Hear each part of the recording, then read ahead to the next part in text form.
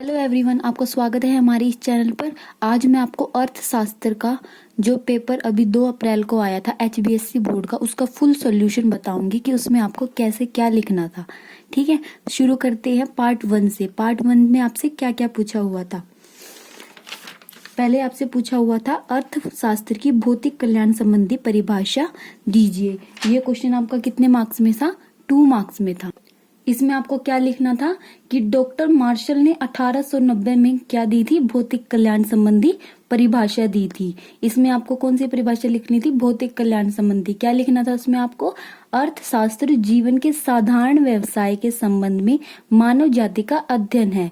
यह व्यक्तिगत तथा सामाजिक कार्यों के उस भाग का अध्ययन करता है जिसका घनिष्ठ संबंध कल्याण प्रदान करने वाले भौतिक पदार्थों की प्राप्ति तथा उनके उपयोग करने से है। इसमें आपको भौतिक कल्याण संबंधी परिभाषा लिखनी थी। बहुत आसान क्वेश्चन पेपर आया हुआ था, बहुत ही आसान। ये क्वेश्चन बार बार रिपीट करके हर साल पूछे जाते हैं आपसे। ये क्वेश्चन 2 मार्क्स में आया था। उसके बाद आपसे क्या पूछा गया है? उसके बाद आपसे पूछा गया है कि फर्म के संतुलन की शर्तें कौन सी है। फर्म के संतुलन की शर्तें कौन सी है? जहाँ पे MRC बराबर है MC और TRC बराबर है TC। ये 2 शर्तें हैं, 2 अप्रोचेज है उसके फर्म के संतुलन की। इस पे मैंने वीडियो भी बना रखी है, लेकिन आपसे ये क्वेश्चन सिर्फ 2 मार्क्स में पूछा है, तो आपको ये एक्सप्लेन नहीं करना था, बस बताना था। उसके बाद है हस्तांतरण आय के 2 उदाहरण दीजिए। हस्तांतरण आय कौन सी होती है? इसमें क्या लिखना था आपको? एक लिखना था छात्रवृत्ति और एक लिखना था पेंशन, वृद्धावस्था पेंशन। ठीक है। उसके बाद है प्राथमिक क्षेत्र से क्या अभिप्राय है। प्राथमिक क्षेत्र कौन सा होता है? जो क्या है, उत्पादन से संबंधित होता है, जिसमें हम क्या करते हैं, वस्तुओं को उत्पादित करते हैं। उसके बाद है व्यापारिक बैंक के किन्हीं 2 प्राथमिक कार्यों के नाम बताइए। व्यापारिक बैंक कौन से हैं? जिनमें हम अपने पैसे को जमा करते हैं और जो हमें ऋण प्रदान करते हैं। तो यही इसके प्राथमिक कार्य है 2। इसमें आपको क्या लिखना था? जमा स्वीकार करना और ऋण देना, ये 2 कार्य है इसके। ठीक है। उसके बाद है आपको क्वेश्चन आया हुआ था ये 3 मार्क्स में। इसमें आपको क्या था? दिए गए आंकड़ों की सहायता से कुल स्थिर लागत और औसत परिवर्तनशील लागत ज्ञात कीजिए। मतलब हमें इसमें क्या निकालना था? TFC निकालना था और AVC निकालना था। और इसमें हमें क्या है, जो TC है हमारा, वो हमें क्या लेना था? 40-40-40 लेना था। ठीक है। अब हम TFC कैसे निकालेंगे? शुरू में हमें क्या निकालना है? ये क्या दे रखा है हमें? टोटल कॉस्ट दे रखा है। तो टोटल फिक्स्ड कॉस्ट हमारी क्या हो गई? 40-40-40 होगी। TVC कैसे निकालते हैं हम? TC minus TFC। और TFC कैसे निकालते हैं? TC minus TVC। उसके बाद AVC कैसे निकालना था? TVC by Q। ये हमें इसमें ये फॉर्मूला पुट करके हमें इसका आंसर निकालना था। बहुत इजी क्वेश्चन आया हुआ था ये भी।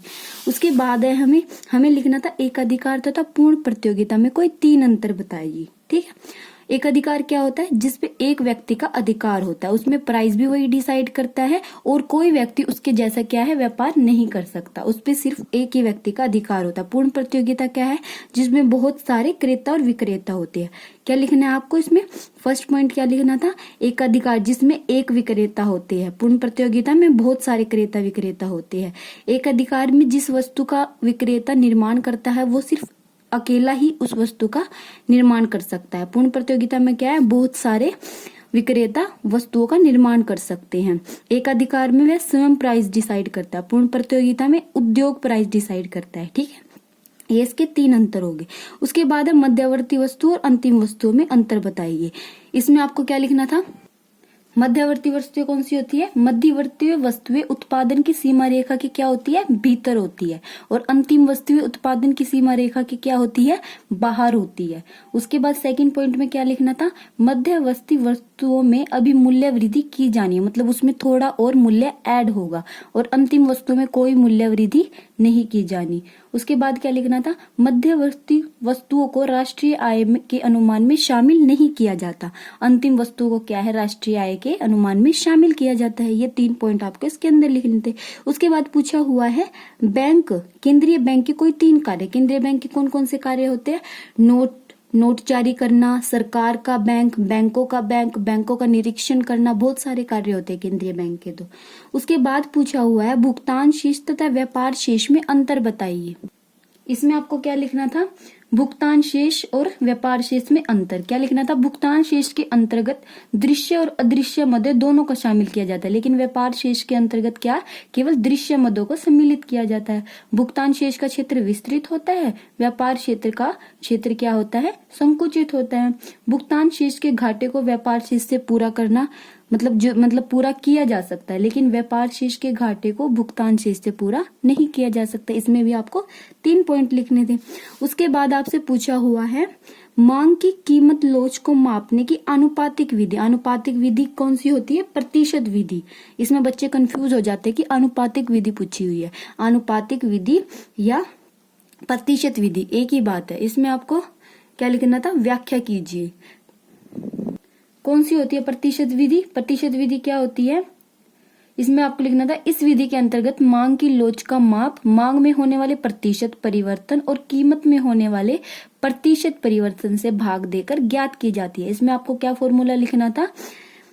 ईडी बराबर क्या लिखना था ऊपर? मांग में परिवर्तन, मांग में होने वाला प्रतिशत परिवर्तन बाय में कीमत में होने वाला प्रतिशत परिवर्तन। ये आपको इसकी एक्सप्लेनेशन लिखनी थी। इसमें आपको क्या लिखना था? Q1 minus Q by Q, P1 minus P by P। ये फॉर्मूला आपका क्या बन गया? Delta Q by Q। मतलब ये आपका पूरा फॉर्मूला आपको कैसे लिखना है मैंने आपको सेपरेट वीडियो में बता रखा है कि ईडी मतलब मांग की लोच क्या होती है। मांग की लोच का मैंने फॉर्मूला बता रखा है आपको। मांग में होने वाला आनुपातिक परिवर्तन, कीमत में होने वाला आनुपातिक परिवर्तन। इसमें आपको ये फॉर्मूला पूरा एक्सप्लेन करना था। उसके बाद आपसे पूछा हुआ है पूर्ण प्रतियोगिता में अल्पकालीन स्थिति में फर्म के संतुलन की सीमांत विधि द्वारा व्याख्या कीजिए। इसमें आपको क्या करना था? एमआर और एमसी बताना था। कौन सी होती है संतुलन विधि? एमआरसी और एमसी बराबर हो। ठीक है, वो वाले मैंने आपको वीडियो में बता रखा है कि इसमें क्या लिखना है आपको, क्या नहीं। उसके बाद राष्ट्रीय आय को मापने की व्यय विधि की व्याख्या करनी है। ये क्वेश्चन भी बिल्कुल आसान है। इसके लिए मैं आपको अभी सेपरेट वीडियो बना के बता दूंगी कि आय विधि कौन सी होती है, व्यय विधि कौन सी, उत्पाद विधि कौन सी होती है। ठीक है, इसमें आपको ये विधि एक्सप्लेन करनी थी। ये आपका पूरा पार्ट 1 हो गया। अब मैं आपको बताती हूँ पार्ट 2 में आपको क्या लिखना था। उसमें आपके ऑप्शन टाइप क्वेश्चन है, ये आपके ऑब्जेक्टिव टाइप क्वेश्चन है। ये आपका पार्ट 2 है इकोनॉमिक्स का। इसमें क्या पूछा हुआ था? फर्स्ट क्वेश्चन क्या था आपका? निम्नलिखित में से कौन सा व्यष्टि अर्थशास्त्र का अध्ययन है? कौन सा है? मांग का सिद्धांत। उसके बाद लिखना था गिफिन वस्तु की स्थिति में मांग वक्र का ढलान कैसा होता है? धनात्मक। केन्स की विचारधारा किसकी वकालत करती है? मुक्त अर्थव्यवस्था की। अगर आपको मेरा वीडियो पसंद आए तो वीडियो को लाइक, चैनल को सब्सक्राइब कीजिए ताकि आपको आने वाली मेरी सभी वीडियो मिलती रहे। मैं ऐसे ही आपको कॉमर्स से रिलेटेड सारी वीडियो डालती रहूंगी ताकि आपको सारी वीडियो मिलती रहे। चैनल को लाइक एंड सब्सक्राइब कर देना प्लीज। उसके बाद पूछा हुआ है यदि सीमांत उपभोग प्रवृत्ति MPC बराबर है 1 तो गुणक के होगा। गुणक क्या होगा? अनंत। उसके बाद पूछा है भारतीय रिजर्व बैंक की स्थापना किस वर्ष हुई थी? 1935 में। इनमें से कौन सा प्रत्यक्ष कर है? आयकर। सही समीकरण चुनिए। MR इज इक्वल है डेल्टा TR बाय TC। मतलब इसमें आपको C ऑप्शन लिखना था। ये आपके 7 क्वेश्चन हो गए। उसके बाद है 8th क्वेश्चन MC वक्र AC वक्र को उस स्थिति में काटता है जब, इसमें लिखना था आपको C ऑप्शन, AC वक्र न्यूनतम हो। उसके बाद है 9th क्वेश्चन पूर्ण प्रतियोगिता में फर्म के संतुलन की स्थिति होती है। कब होता है संतुलन फर्म की स्थिति में? जब MC बराबर है MR होता है। उसके बाद है निम्नलिखित में से दोहरी गणना की समस्या कौन सी विधि में होती है? उत्पाद विधि में। उसके बाद पूछा है निम्नलिखित में से कौन सी गैर कर प्राप्ति है? उपहार और ग्रांट। भुगतान संतुलन हमेशा होता है संतुलित। अर्थशास्त्र एक सामाजिक विज्ञान है। तटस्थता वक्र मूल बिंदु की ओर डैश होता है उन्नत दर।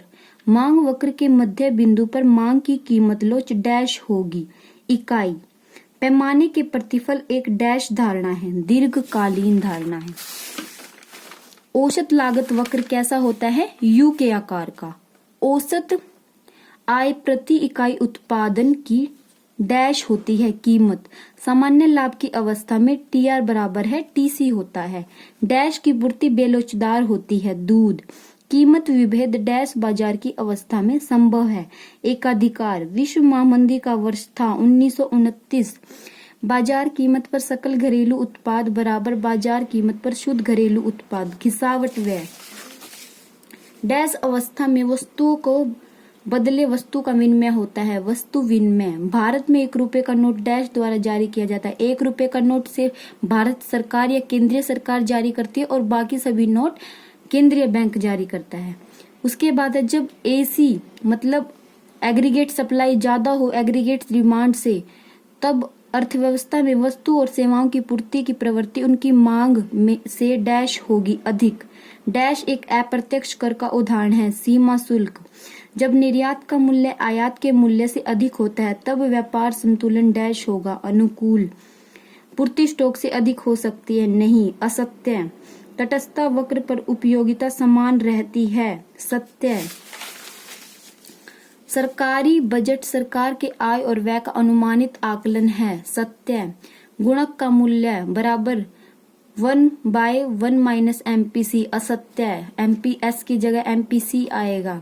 वृद्धावस्था पेंशन राष्ट्रीय आय में शामिल होती है। असत्य व्यापार शेष और भुगतान शेष में अंतर पाया जाता है। सत्य बैंक दर वह दर है जो बैंक सरकार को ऋण लेने देने पर लेते हैं। असत्य व्यष्टि अर्थशास्त्र समष्टि अर्थशास्त्र में कोई संबंध नहीं है। असत्य बजट रेखा को सम उत्पाद रेखा भी कहते हैं। असत्य घटते प्रतिफल का नियम कृषि पर लागू नहीं होता। असत्य एकाधिकार में फर्म तथा उद्योग का अंतर समाप्त हो जाता है। सत्य सेवा कर एक अप्रत्यक्ष कर है।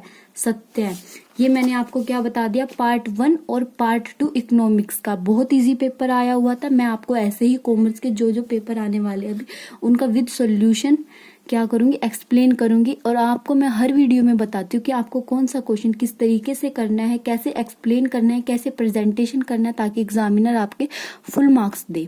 अगर आपको मेरा वीडियो पसंद आया तो वीडियो को लाइक और चैनल को सब्सक्राइब कीजिएगा।